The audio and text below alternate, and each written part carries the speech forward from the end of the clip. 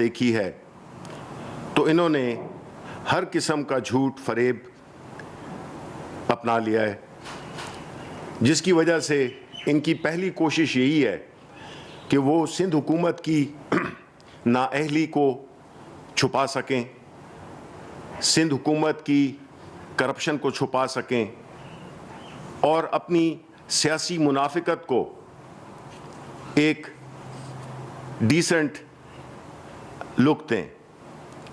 ان سب پہ وہ بڑے بری طرح سے ناکام ہوئے ہیں، کیونکہ جھوٹ کے پاؤں ہوتے نہیں ہیں۔ میرے بعد آپ کو شہزاد اکبر بتائیں گے کہ اصل حقیقت کیا ہے جہاں تک، اور پروسیجر کیا ہے۔ ہم تو یہ جانتے ہیں کہ اپنے قائد اعظم کے مزار پہ جو ہلڑ بازی، جو ایک غیر قانونی چیز ہوئی، واقعہ ہوا، جو کہ صفدر عوان اور مریم عوان نے رچایا تھا، جس سے کہ پاکستان کی حقیقت کے خالق قائد اعظم کے مزار پہ ایک بڑی بدتمیزی، ایک طوفان بدتمیزی برپا کیا گیا، جو کہ قوانین کے بھی خلاف تھا اور اخلاقیات کے بھی خلاف تھا۔ اس جرم کو چھپانے کے لیے انہوں نے ایک نیا ناٹک رچایا، اور جو ویڈیو فوٹیجز ملتی ہیں جس میں کہ صفدر عوان بڑے آرام سے پولیس کی گاڑی میں بیٹھ رہے ہیں اور ایک دو نعرے بھی انہوں نے بلند کیے، اس بات کا ثبوت ہے کہ نہ تو کوئی زبردستی ہوئی، نہ کوئی کھینچا تانی ہوئی، اور اگر ہوئی بھی، جو کہ نہیں ہوئی ہے، تو اس کا ذمہ دار کون ہے؟ سندھ میں کس کی حکومت ہے؟ سندھ میں پاکستان تحریک انصاف کی حکومت ہے۔ آپ نے تو 18 ترمیم کی وجہ سے جس طرح آپ نے لیے ایک علیحدہ ایک جزیرہ بنا لیا تھا، ایک ملک بنا لیا تھا آپ نے، کہ جہاں پہ کہ آپ کی لوٹ مار، سندھ کے عوام کو پسماندہ رکھنا، سندھ کے اثاثوں کو لوٹنا، یہ تو آپ کا شیوا تھا۔ اومنی اکاؤنٹس اس کی ایک جھلک ہے، ایک چھوٹی سی جھلک ہے، کیونکہ جو بد انتظامی اور جس کرپشن، جس نااہلی کی حکومت آپ کی چل رہی ہے پچھلے 10 سال سے، اس سے تو یہی ثابت ہوتا ہے کہ آپ کی سیاست ختم ہو رہی ہے۔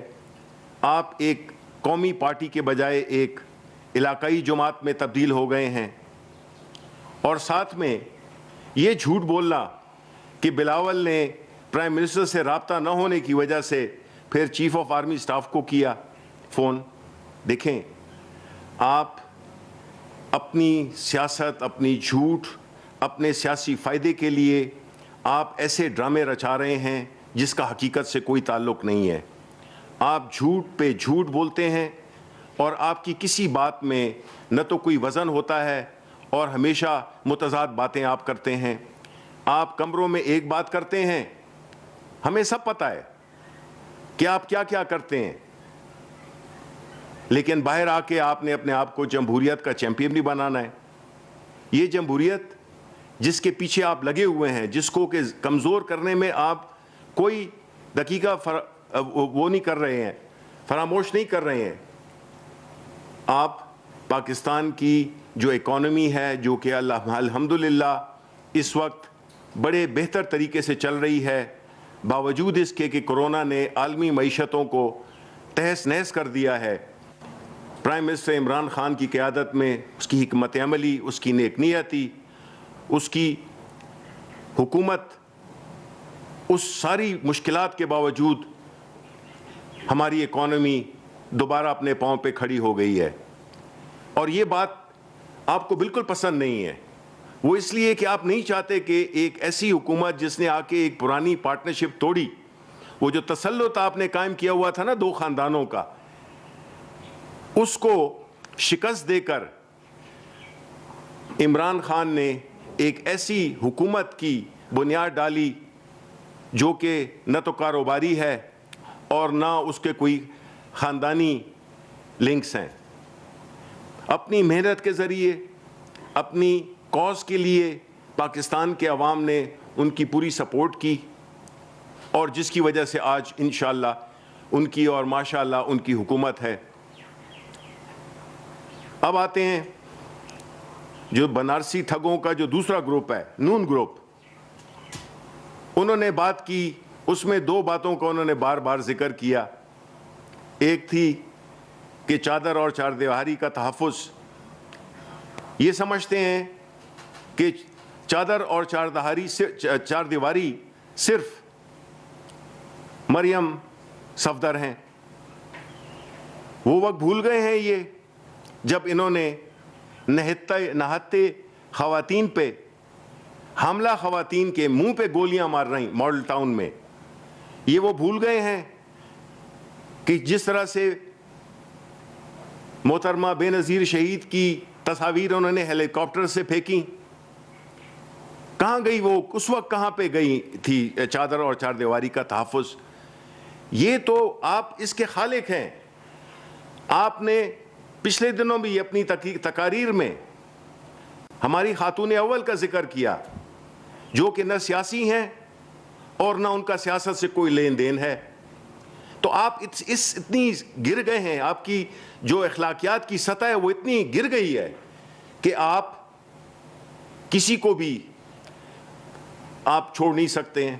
آپ کی اگر مخالفت ہے تو وہ پاکستان کے عوام سے ہے، عمران خان سے ہے۔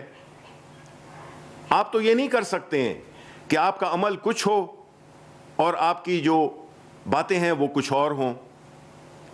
یہ وہ وقت ہے جس میں کہ پاکستان کو ایک ایسا ماحول چاہیے جس میں کہ کاروبار چلیں۔ یہ وہ وقت ہے جس میں کہ معیشت بحال ہو گئی ہے اور آگے کی طرف رواں دوا ہے۔ آپ اسی وقت جمہوریت کو بھی کمزور کرنا چاہتے ہیں اور پاکستان کو بھی کرنا چاہتے ہیں۔ آپ کی ساری جو یہ ناٹک ہے، اس کا مقصد یہی ہے کہ پاکستان تحریک انصاف کی حکومت، عمران خان اگر کامیاب ہو گیا تو آپ کی سیاست تو ہمیشہ کے لیے ختم ہو گئی، اور انشاءاللہ اللہ تعالیٰ کی رحمتیں عمران خان اور اس کی حکومت کے ساتھ ہیں، جس کا کہ ہم نے ایک جھلک دیکھی کورونا میں، جس میں کہ پوری عالمی دنیا سٹرگل کر رہی ہے۔ ہزاروں لاکھوں لوگوں کی نوکریاں گئی ہیں، کئی لوگوں کے بزنسز ختم ہوئے ہیں، لیکن الحمدللہ پاکستان میں اس شدت سے وہ نقصان ہمیں نہیں پہنچا، اور وہ اس کی صرف وجہ یہی تھی کہ پرائم منسٹر نے روزگار کی بھی تحفظ کیا اور لوگوں کی صحت کا بھی تحفظ کیا۔ لیکن آپ کو یہ بات بالکل نہیں بھاتی۔ اس کی وجہ یہ ہے کہ آپ چاہتے ہیں کہ افراتفری ہو، آپ چاہتے ہیں کہ غیر یقینی صورتحال ہو، آپ چاہتے ہیں کہ پاکستان کی اکانومی نہ بہتر ہو، آپ چاہتے ہیں کہ کسی بھی وجہ سے آپ پہ جو مقدمات ہیں، آپ کی جو چوری ہے، آپ کی جو لوٹ مار ہے، آپ کے جو بھاگے ہوئے لیڈر ہیں، اس ملک سے فرار، قانون کو مطلوب، قانون کی آپ چین آف کمانڈ کی بات کرتے ہیں۔ خاقان صاحب، آپ تو سب سے بڑے وائلیٹر تھے اس کے، 99 کو بھول گئے آپ ان ایل این جی کی جو ڈیلز تھیں ان کو آپ بھول گئے ہیں، جس میں کہ آپ نے ملک کو 15 سال کے لیے مقید کر دیا۔ یہ جو آج گیس کی پرائسز ہیں، یہ جو بجلی کی پرائسز ہیں، یہ کس وجہ سے اوپر جا رہی ہیں؟ یہ آپ ہی کی وجہ سے اوپر جا رہی ہیں۔ محترم، آپ جس طرح کے باتیں کر رہے ہیں اس سے تو یہ ظاہر ہوتا ہے کہ آپ چاہتے ہیں کہ پاکستان خدا نہ خواستہ اس کی جو اکانومی ہے وہ بالکل ایک غیر یقینی کی صورتحال سے دوچار ہو، اور آپ صرف اپنے سیاسی مقاصد کے لیے آپ اس طرح کا ناٹک رچا رہے ہیں۔ کچھ خدا کا خوف کریں۔ آپ نے اللہ کو جان دینی ہے، ہم سب نے دینی ہے۔ آپ ایسی چیزیں کیوں کیے، آپ نے ایسی سٹیپس کیوں لیے جس سے کہ یہ ملک پیچھے چلا گیا؟ لیکن عوام آپ کو اس بات کی بالکل اجازت نہیں دے گی کہ آپ جو یہ سیاسی ناٹک کھیل رہے ہیں، یہ جو آپ نے بنارسی ٹھگوں کا ایک ٹولہ اکٹھا کیا ہوا ہے، اس سے آپ قوم کو گمراہ کر دیں گے۔ ہم مانتے ہیں مہنگائی ہے، اور پرائم منسٹر صاحب اس کے لیے بھرپور کوششیں کر رہے ہیں، اور انشاءاللہ جس طرح کے ہمارے اکنامک فگرز ہیں، جس طرح سے ایکسپورٹس بڑھ رہی ہیں، جس طرح کے ترسیلات آ رہی ہیں، جس طرح کے کرنٹ اکاؤنٹ پازیٹیو چل رہا ہے، جس طرح کے موٹر سائیکلز بک رہے ہیں ریکارڈ، جس طرح سے کنسٹرکشن کا مٹیریل ریکارڈ، ہسٹری میں اتنی سیمنٹ کبھی نہیں نہ ایکسپورٹ ہوئی تھی اور نہ بکی تھی، ہاؤسنگ سیکٹر چل پڑا ہے. یہ سارے اکانومی کے ایسے نقطے ہیں جس میں کہ ہم نے ایک بڑی مثبت تبدیلی دیکھی ہے. آپ چاہتے ہیں کہ یہ سارے جو فوائد ہم نے بڑی محنت سے، اللہ تعالیٰ کی مہربانی سے، اپنی حکومت کی اچھی حکمت عملی سے جو چیز شروع ہوئی ہے، آپ لوگوں کے روزگار کے پیچھے ہیں. آپ چاہتے ہیں کہ یہ افراتفری ہو اور لوگوں کو اپنا روزگار نہ ملے، ملک کی اکانومی پھر اسی نہج پہ چلی جائے جس طرح کہ آپ اس کو ایک مصنوعی طریقے سے آپ نے چیزوں کو قالین کے نیچے دبا کے رکھا ہوا تھا.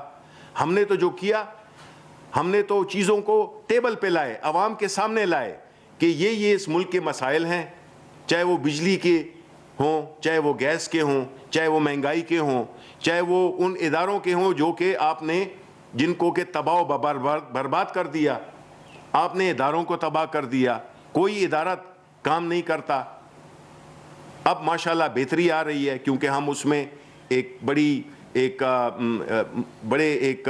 اچھے لوگ لا رہے ہیں، تو یہ ملک آگے کی طرف جا رہا ہے. آپ جو ہے تو اس کو پیچھے لے جا نہیں سکتے. میں امید یہی کرتا ہوں کہ آپ کو کچھ عقل آئے گی، آپ جھوٹ کا سہارا نہیں لیں گے، آپ باتوں کو توڑ مروڑ کر پیش نہیں کریں گے، آپ عوام کے سامنے سچ بولیں گے، جو کہ آپ کے لیے ناممکن بات ہے. میں مانتا ہوں آپ نے کبھی یہ کام کیا ہی نہیں ہے.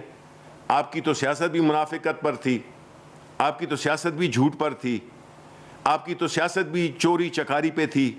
تو یہ توقع کرنا آپ سے کہ آپ بدل جائیں گے عمر کے اس حصے میں تو ناممکن لگتا ہے، لیکن پھر بھی کوشش کریں. اللہ تعالیٰ توبہ قبول کرتا ہے ہر وقت. اور آپ پاکستان کے عوام سے بھی کسی ایک جلسے میں آپ ان سے معافی مانگ لیں کہ جو کچھ آپ نے ان کے ساتھ کیا ہے، جس طرح سے آپ نے بے دردی سے ان کے خون کو چوسا ہے، جس طرح سے آپ نے اداروں کو تباہ کیا ہے، جس طرح کہ آپ ابھی اس موقع پر آپ اداروں کا میں ٹکراؤ لانے کی ناکام کوشش کر رہے ہیں، تو مجھے امید ہے کہ آپ کی کچھ آخرت میں شاید بچت ہو جائے. مشکل ہے لیکن کوشش ضرور کرنی چاہیے. شکریہ. جی میں بہت مختصراً جو اس وقت شبلی صاحب نے فرمایا ہے بنارسی ٹھگوں کے بارے میں تو ان کو جھوٹوں کا آئی جی کہتا ہوں. ان جھوٹوں کے آئی جیز نے جو آج بھی پریس ٹاک کی اور اس کے تھرو قوم کو گمراہ کرنے کی کوشش کی، تو اس میں کچھ حقائق اور کچھ فیکٹس ٹائم لائن کے ساتھ آپ کے سامنے رکھنا چاہتا ہوں، جس سے یہ پتہ چلے گا کہ معاملہ ہوا کیا، معاملے کے اندر ہاتھ کس کا تھا اور اس کا فائدہ کس کو حاصل ہوا.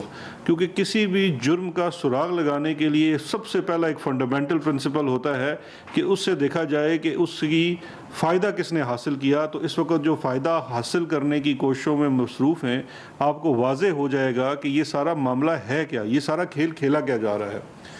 آج سے کچھ دن پہلے کراچی میں مزار قائد کے اوپر ایک ہلڑ بازی ہوئی، ایک عجیب و غریب قسم کا وہاں نعرے بازی ہوئی، ماحول بنایا گیا.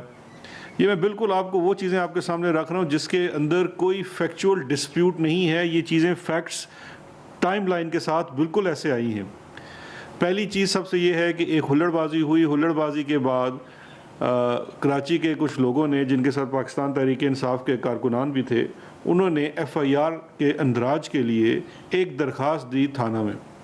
اس درخواست میں دینے کے بعد جو پروسیس ہوتا ہے کہ تھانہ درخواست وصول کر لیتا ہے، اس کو رپٹ کی صورت میں درج کر لیا جاتا ہے، اور اس کے بعد پولیس کے اعلیٰ حکام اس کے اوپر ایک اوپینین فارم کرتے ہیں، لیگل اوپینین بھی لی جاتی ہے، اور پھر ہی ایف آئی آر دی جاتی ہے. پہلے ایف آئی آر جو ٹوٹل اس وقت پاکستان تحریک انصاف کا کردار اس میں رہا، یا جتنا بھی اس کے اندر ان کا رول تھا، وہ اس حد تک تھا کہ ہم نے جا کے بالکل ببانگ دہل درخواست دی. اس کے اندر وہ قوانین جن کو پامال کیا گیا ان کو ہائی لائٹ کیا گیا، اور ریٹن اپلیکیشن دی کہ اس کے خلاف کارروائی کی جائے.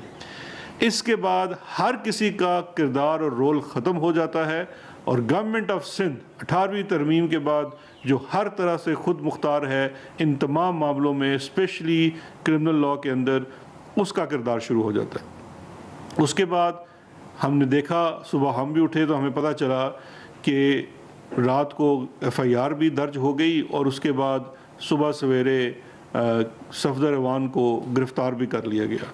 یہ جو تالا توڑنا اور یہ ہے، اس کی تصدیق ہونی باقی ہے، چاہے وہ سندھ حکومت کی قائم کردہ کمیٹی میں ہو یا جو کور کمانڈر کر رہے ہیں اس کی رپورٹ میں آتی ہے۔ لیکن جو چیز کیمرے کی آنکھ کے سامنے سب کے سامنے آئی، وہ سندھ پولیس کی گاڑیوں میں فرنٹ سیٹ پہ بیٹھے ہوئے صفدر ایوان جو نعرے لگاتے ہوئے، دندناتے ہوئے قابل ضمانت جرم میں گرفتار کر کے تھانے لے جائے گئے۔ میرے بھائی، قابل ضمانت جرم میں گرفتاری کا کیا مقصد ہے؟ اگر یہ کام وفاقی حکومت نے کرنا تھا یا ہم میں سے کسی نے کرنا تھا تو ہم اس کے اندر قابل ضمانت دفعات لگاتے، کوئی دفعہ ہی اچھی لگا لیتے۔ یہاں سے اندیا ملتا ہے کہ یہ ڈرامہ ہو رہا ہے، یہ کھیل رچایا جا رہا ہے۔ قابل ضمانت دفعات کے اوپر پولیس کی موبائل میں فرنٹ سیٹ کے اوپر بٹھا کے صفدر دولہ میاں کو تھانے لے جایا جاتا ہے۔ اس کے بعد یہ تاثر دیا جاتا ہے کس کی طرف سے؟ محمد زبیر کی طرف سے، جو کہ اب میں سمجھتا ہوں کہ ایک پیٹنٹ جھوٹا ثابت ہو چکا ہے۔ جس قسم کی وہ باتیں کرتا ہے، ملا تھا نہیں ملا تھا، گیا تھا نہیں گیا تھا، کھانا کھایا تھا۔ مجھے ذوالفقار مرزا وہ یاد آگے جو رحمان ملک کے بارے میں کہتے تھے کہ یہ ایک ایسے جھوٹ بولتے ہیں، عادتاً جھوٹ بولتے ہیں، ان کو فون کرو پوچھو بھائی سیب کھا رہے ہیں، کیا کھا رہے ہو، کہیں گے کیلا کھا رہا ہوں۔ یہ اس قسم کے جھوٹے ہیں۔ انہوں نے کچھ دروغ گوئی کی۔ اس کے بعد سندھ پولیس کی طرف سے سندھ پولیس کے ٹویٹر اکاؤنٹ کے اوپر بیان آیا کہ سندھ پولیس کی ایف آئی آر کا اندراج، اور ایف آئی آر کے اندراج کے بعد گرفتاری ضابطۂ قانون کے تحت کی گئی ہے۔ اب جو الزام سب سے پہلے زبیر صاحب نے لگایا، جس کی سندھ حکومت نے کوئی تصدیق نہیں کی، اس وقت تک، یہ میں ٹائم لائن کے ساتھ بات کر رہا ہوں، اس وقت تک سندھ پولیس کی جو سٹیٹڈ پوزیشن تھی وہ یہ تھی۔ اب سوال یہ پیدا ہوتا ہے کہ بقول آپ کے اگر ان کو اغوا کر لیا گیا اور کڈنیپ کر لیا گیا کسی وفاقی ادارے نے، تو کیا اس وقت سندھ پولیس کے آئی جی کیا اس وقت بھی کڈنیپ تھے؟ کیا یہ جو سندھ پولیس نے ٹویٹر کے اوپر اپنی سٹیٹمنٹ دی اور ایک دفعہ ہٹا کے پھر دوبارہ دے دی، کیا وہ بھی اغوا ہوئی صورت میں تھی، یا ٹویٹر اکاؤنٹ آپ کا ہیک ہو گیا تھا؟